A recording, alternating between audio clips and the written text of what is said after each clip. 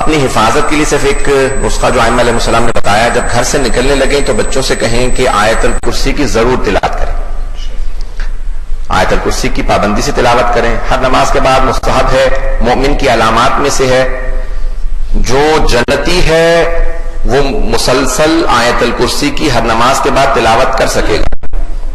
اپنی آزمائش کے لیے آیت الکرسی کی عادت بنا لی۔ جو بھی آیت الکرسی پڑھ کے گھر سے نکلتا ہے، ایک فرشتہ اللہ اس پہ معمور کر دیتا ہے اس کے رزق کے لیے، اس کی حفاظت۔ اگر کوئی 2 مرتبہ پڑھے تو اللہ 2 فرشتوں کو معمور کر دیتا ہے۔ حدیث میں ہے جو 3 مرتبہ پڑھے گا اللہ 3 فرشتے معمور کرتا ہے، جو 4 دفعہ پڑھے اللہ 4 فرشتوں کو بھیج دیتا ہے۔ جب 5ویں دفعہ انسان آیت الکرسی کو پڑھتا ہے تو اللہ سارے فرشتوں سے کہتا ہے واپس آ جاؤ، اپنے خود حفاظت کرو۔